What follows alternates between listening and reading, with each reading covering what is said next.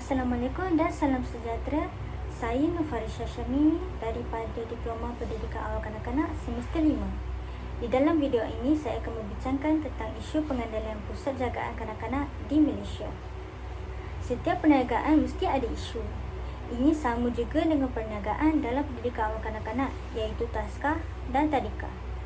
Setiap usahawan yang ingin membuka perniagaan dalam industri pendidikan awal kanak-kanak perlu sentiasa peka dan apa yang dicapai dan berazam untuk mengelakkan sebarang masalah yang mungkin dihadapi pada masa hadapan.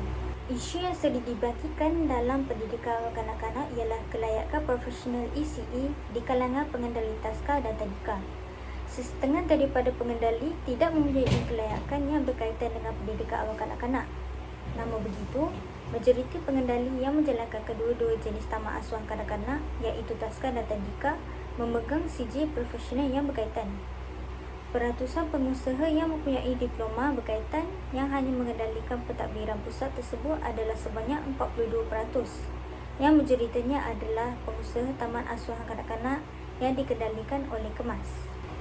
Isu seterusnya ialah kesukaran untuk menubuhkan dan menjalankan taska dan tadika. Membuka taska atau tadika baharu adalah mencabar kerana proses pendaftaran perlu melalui 4 agensi yang masing-masing prosesnya dan kelulusannya rumit dan panjang. Lebih memburukkan keadaan, kes penderaan dan kematian di pusat berasaskan rumah dan keengganan pusat tidak berdaftar untuk membayar yuran telah mencemarkan nama baik pusat berdaftar. Keseluruhannya, mereka ingin melihat bahawa dasar pendidikan mesti dikuatkuasakan ke semua sekolah tanpa sebarang pengecualian. Kos operasi taska dan tadika yang tinggi merupakan satu lagi isu yang dihadapi oleh pengusaha seperti kos bil elektrik dan air yang tinggi, gaji pekerja, sewa rumah dan yuran perkhidmatan penjagaan anak yang rendah. Kebanyakan pengendali tidak dapat menyediakan perkhidmatan penjagaan bayi kerana kekurangan dana. Selain itu, pengendali mengeluh kerana usaha mereka untuk membantu meningkatkan kualiti pelajar telah banyak diabaikan. Memandangkan pusat mereka mempunyai bilangan kanak-kanak yang rendah dan mereka terpaksa menanggung kos latihan kaki tangan mereka, keadaan kewangan mereka menjadi lebih teruk. Isu utama yang dihadapi oleh pengusaha termasuk kurangnya pemantauan proses pengajaran dan pembelajaran dan kebersihan pusat dan kekurangan kaki tangan untuk memantau kanak-kanak. Memandangkan pengusaha mempunyai masalah mengenai kos operasi yang tinggi termasuk gaji pekerja, jadi sukar untuk mengambil pekerja baru untuk memantau kanak-kanak.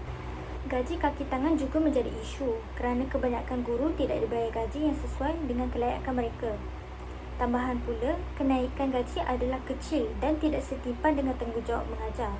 Mereka juga menunjukkan perbezaan gaji antara pusat jagaan kanak-kanak yang dikendalikan kerajaan dan yang dikendalikan oleh swasta, dengan yang swasta mempunyai gaji yang lebih baik.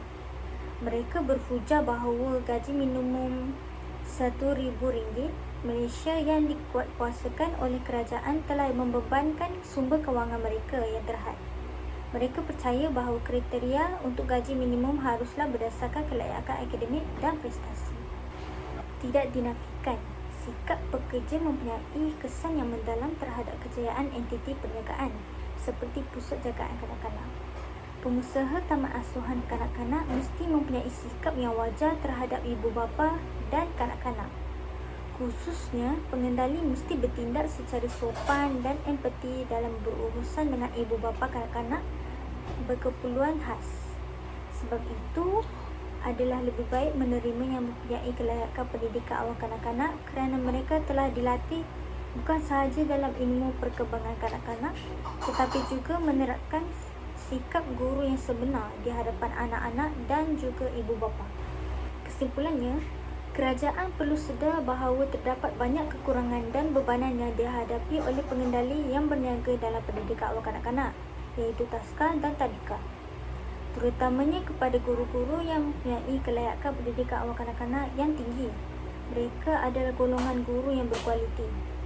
Mengajar murid-murid mengikuti pengajaran zaman yang canggih dengan teknologi dan kreatif dalam mengajar dan merancang aktiviti kepada murid.